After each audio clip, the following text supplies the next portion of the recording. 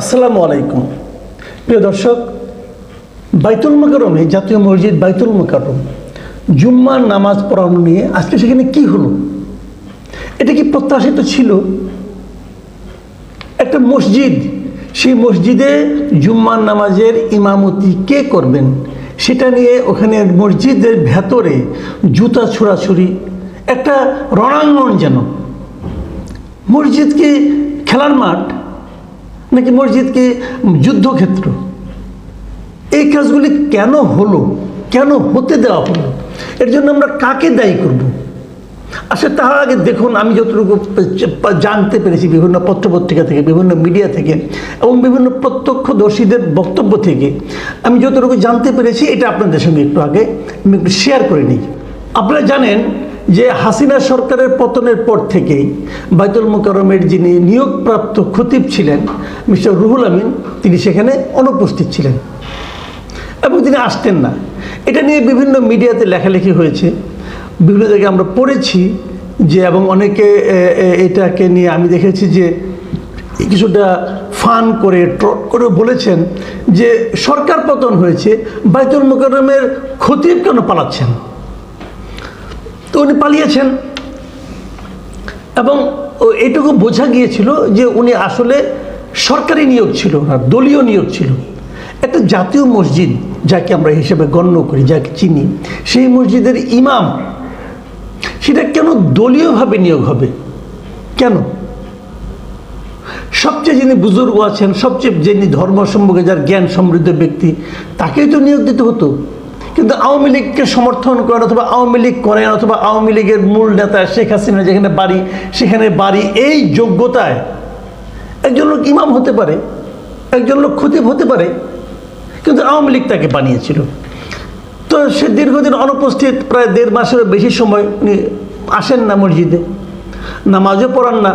তো এখন মসজিদ তো আছে, নামাজ কি বন্ধ থাকবে? থাকবে না। সরকার আরও কয়েকজনকে দায়িত্ব দিয়েছিলেন এই নামাজটা পড়ানোর জন্য। সেই হিসাবে আজ শুক্রবার জুম্মার নামাজ পড়ানোর দায়িত্ব ছিল মাওলানা আবু সালেহ পাটোয়ারির উপর। তো এই মাওলানা আবু সালেহ পাটোয়ারি যখন আজকে নামাজ পড়াতে গিয়েছেন, তখন উনি জানতে পেরেছেন যে রুহুল আমিন সাহেব তিনি নাকি মসজিদে এসেছেন এবং উনি ওনার কক্ষে বসেছিলেন। ভালো, কিন্তু এখন যেহেতু আবু সালেহ সাহেবকে দায়িত্ব দেওয়া হয়েছে এবং রুহুল আমিন সাহেব তো আসেননি, তো উনি তারপরে সৌজন্যতাবশত তার রুমে গিয়েছেন, যে বলেছেন যে আজকে তো আমি নামাজ পড়াবো, আপনি প্লিজ সেখানে আর যায়েন না, আপনি ইমামতি থেকে বিরত থাকেন। তো এরপর আবু সালেহ পাটোয়ারি নামাজ পড়াতে গিয়েছেন এবং খুতবায় দাঁড়িয়েছেন। খুতবায় দাঁড়ানোর কিছুক্ষণ পরেই সেখানে রুহুল আমিন সাহেব তার দলবল নিয়ে আসে হাজির, এবং উনি বলছেন আপনি কিন্তু নামেন, এবং উনি গেছেন খুতবা পড়াতে। বুঝেন, উনি একা না কিন্তু, এবং তাদেরকে দেখে যখন উনি দলবল নিয়ে গিয়েছেন, তখন আবু সালেহ সাহেব পাটোয়ারি সাহেব ওখান থেকে নেমে গেছেন, উনি সরে দাঁড়িয়েছেন। তারপর কি হলো? এরপর রুহুল আমিন সাহেব সেখানে উঠেছেন। আর রুহুল আমিন সাহেব যখন উঠেছেন, তখন মুসল্লিদের মধ্যে থেকে দুটো ভাগ হয়ে গেছে মুসল্লিদের মধ্যে, একদল আবু সালেহের পক্ষে, আরেকদল রুহুল আমিনের পক্ষে। মুসল্লিরা হইচই শুরু করেছে। হইচই দেখে তখন আবার রুহুল আমিন সাহেব সেখান থেকে নেমে ওইখানে থাকা নিরাপদ ময়নাকে চলে গেছেন। এখানেই কিন্তু শেষ হয়নি, তখন এই যে দুটো গ্রুপ হয়ে গেছে, তারা মারামারি শুরু হয়েছে। ওখানে স্যান্ডেল জুতা রাখার যে বক্সগুলো আছে, সেই বক্সগুলি পরস্পরের দিকে ছুঁড়ে মেরেছে, জুতা ছুঁড়ে মেরেছে, ইট পাটকেল ছুঁড়ে মেরেছে। এই দৃশ্যে একটা ছবি দেখলাম আমি, আমার কাছে ছবিটা তো ভয়াবহ মনে হলো যে একটা মসজিদের ভেতরে এগুলি চলতে পারে। কেন চললো? সিম্পল, যে একজন লোক যিনি পালিয়ে গিয়েছিলেন, তিনি আবার জোর করে মসজিদের ইমামের খতিবের পদ দখল করতে গেছেন। এই জন্য রুহুল আমিন সাহেব পরে সংবাদ মাধ্যমকে বলেছেন যে উনি নাকি 2 মাস অসুস্থ ছিলেন, উনি ছুটিতে ছিলেন। প্রশ্ন হচ্ছে, উনি যে ছুটিতে ছিলেন, উনি কি ছুটির দরখাস্ত কাউকে দিয়েছিলেন? এই প্রশ্নটা আমি করতে চাই। আমি জানি না এই প্রশ্নটা সাংবাদিক ওনাকে করেছিলেন কিনা। আমার ধারণা উনি পালিয়ে গিয়েছিলেন, কাউকে দরখাস্ত দেননি। দেখেন, একটা কথা বলি, আমরা যদি আমি বিভিন্ন জায়গা থেকে যে তথ্যগুলি পেলাম, এই যে বাইতুল মোকাররমে কিছু তথ্য আপনাদেরকে আমি দেই, তাহলে আপনারা ব্যাপারটা বুঝতে পারবেন। আমাদের দেশ যখন স্বাধীন হয়, তখন কিন্তু তার আগে থেকে কিন্তু বাইতুল মোকাররমটা ছিল, যা মসজিদ এত বড় মসজিদ হিসেবে সেটা ছিল। এই সময় তার আগে স্বাধীন হওয়ারও প্রায় 7 বছর আগে 1964 সালে বাইতুল মোকাররমের খতিব ছিলেন হলো মুফতি সৈয়দ মোহাম্মদ আমিনুল ইহসান বারকাতি। এই ভদ্রলোকের জন্ম ছিল বিহারে। তারপরে উনি এখানে এসে এটার খতিব হয়েছিলেন। তারপরে 71 সালে যখন দেশ স্বাধীন হলো তখন কিন্তু এই খতিব চেঞ্জ হয়নি, উনিই ছিলেন। এবং উনি মৃত্যুর আগ পর্যন্ত খতিবই ছিলেন। 1974 সালে তিনি মারা যান। তারপর ওনার মৃত্যু পর্যন্ত উনি খতিব ছিলেন। কিন্তু মসজিদ তো এখানে তো রাজনীতি চলে না রে ভাই। আবার ধরেন 1984 সালে এসে এই মসজিদের মানে আপনার খতিব হিসেবে দায়িত্ব নিয়েছেন। আমি ওই মাসখানেটুকু বাদ দিলাম, কারণ আমরা এর থেকে চিনি, আমি নিজেও তাকে চিনতাম। যে 84 সালে প্রথম খতিব হলেন কে, যে ওবায়দুল হক সাহেব। ওবায়দুল হক সাহেবকে আমি নিজেও চিনতাম, তার সঙ্গে আমার কয়েকবার দেখা সাক্ষাৎ হয়েছে, কথাবার্তা হয়েছে। উনি কিন্তু কওমিপন্থী আলেম ছিলেন এবং উনি ওই সময় কিছু কিছু কওমিপন্থী কথাবার্তাও বলতেন। এটা নিয়ে কিছু কিছু রাজনীতিও হয়েছে, ওনার কিছু কথাবার্তা নিয়ে বিতর্কও হয়েছে। কিন্তু 2007 সালে উনি মারা যান।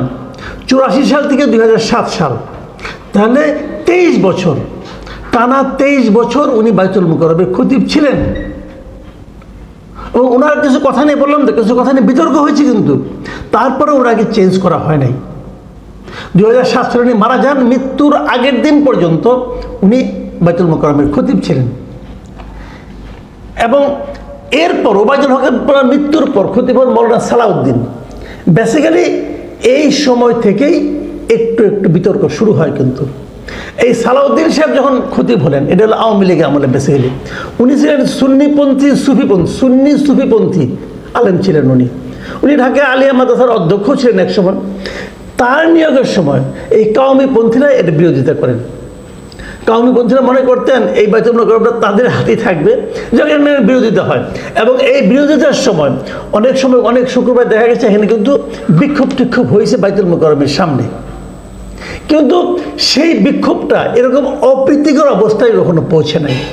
এবং ওই সমস্ত বিক্ষোভ আমি নিজেও কয়েকটা দেখেছি, এবং নিজেও আমি সাংবাদিকতা করার কারণে বেশ কয়েকটা বিক্ষোভের ঘটনা আমি কভারও করেছি। কিন্তু সালাউদ্দিন সাহেব দীর্ঘদিন পরে অসুস্থ ছিলেন, অনেক সময় জুম্মার নামাজ পড়াতে যেতে পারেন নাই। কিন্তু তারপরেও উনি কিন্তু মৃত্যুর আগের দিন পর্যন্ত বাইতুল মোকাররমের খতিব ছিলেন। ওনাকে কিন্তু সরানো হয়নি। 2022 সালে এসে এই খতিব হলেন মৌলানা রুহুল আমিন। আচ্ছা, উনি পুরোটাই পলিটিক্যাল নিয়োগ, এবং উনি কিন্তু কওমি ঘরানার লোক, মানে এই সুফিপন্থী না, কওমি ঘরানার লোক। তো কওমি ঘরানার লোক কিন্তু পছন্দ করার কথা ওনাকে। কিন্তু সেখানে যে উনি এতটাই রাজনৈতিক হয়ে গেলেন, এতটাই পার্টিজান হয়ে গেলেন যে কওমিপন্থীরা ওনার সঙ্গে বিরোধী লিপ্ত হয়ে গেলেন। এবং উনি যে কাজটা করেছেন সবচেয়ে যেটা বড় ওনার মানে দৃষ্টান্ত, যেটা মানে খারাপ মানে এই জিনিসটা হওয়া উচিত না। এটা হলো সরকার পতনের পর উনি পালিয়ে গেলেন। কেন পালালেন আপনি? তাহলে আপনার মধ্যে কোনো ঝামেলা ছিল, তাহলে পালালেন কেন? উনি পালিয়ে গেলেন। এবং পালিয়ে যাওয়ার পর আজকের শুক্রবার যখন উনি আবার আসলেন, শোনা যায় বিভিন্ন জন বলেছে, আমি নিজে এখানে ছিলাম না যেহেতু আমি অত মানে গ্যারান্টিতে বলতে পারছি না, অনেকে বলেছে উনি নাকি 6 বাস ভর্তি লোকজন নিয়ে এসেছেন, এবং এই বাসগুলো এসেছে গোপালগঞ্জ থেকে। তার মানে উনি এটা দখল করতে এসেছেন। ভাই, বাইতুল মোকাররম কি দখল করার জিনিস? একটা মসজিদ, সেখানে আপনাকে দখল করতে হবে কেন? আপনি যদি প্রকৃতই একজন বুজুর্গ লোক হন, প্রকৃত একজন ইসলামের পছন্দের লোক হন, তো মানুষ তো আপনি আশা মতো সাদরে গ্রহণ করবে। আর আপনি এই 2 মাস যে ছিলেন না, এর কোনো লজিক, কোনো যুক্তি আপনি কি দেশের মানুষকে দিয়েছেন? দেননি তো। হঠাৎ করে জুম্মার নামাজের এই মধ্যে কজন আপনি এসে হাজির হয়েছেন। 2 মাস যে অনুপস্থিত ছিলেন, কাকে বলে অনুপস্থিত ছিলেন? আপনি তোকে চাকরির মতো, আপনি বেতনভোগী ছিলেন। তো এইভাবে কি হয়? আমরা একটা কথা মনে করি, ভাই মসজিদ নিয়ে কোনো রাজনীতি করেন না প্লিজ। আল্লাহর ঘর, এটি ওরকমই থাকতে দেন। কেন রাজনীতি হবে? কেন এখানে রাজনৈতিক নিয়োগ হবে? আজকে যারা ওনার বিরোধিতা করেছেন তাদেরও 2 একজনের ভিডিও দেখলাম, তারা ওই জাতীয়তাবাদী ওলামা কোন লিগে জানে তাদের লোকজন। ভাই রাজনীতি প্লিজ বাদ দেন। এই মসজিদ নিয়ে, ইমাম নিয়ে রাজনীতি করেন না। এই দেশে অনেক লোক রাজনীতি করে না, তারা রাজনৈতিক খতিব চায় না, তারা একজন আলেম খতিব চায়, প্রকৃত ধর্মের উপর যার নাকি অগাধ আস্থা আছে, অগাধ জ্ঞান আছে, এরকম একজন লোককে তারা চায়। দেশটা কোথায় যাচ্ছে বলুন, ভাবুন একবার। যারা এটা ধর্ম মন্ত্রণালয়ের দায়িত্ব যিনি পেয়েছেন, তার প্রতি আমার অনুরোধ, এমন একজনকে নিয়োগ করুন যিনি নাকি সকল ধরনের বিতর্কের ঊর্ধ্বে। ওই যে বিভক্তিগুলো আছে, কোনো একটা দলের কোনো একটা পক্ষের লোককে দয়া করে নিয়োগ করেন না। প্রিয় দর্শক, এখন এ পর্যন্তই। আল্লাহ হাফেজ।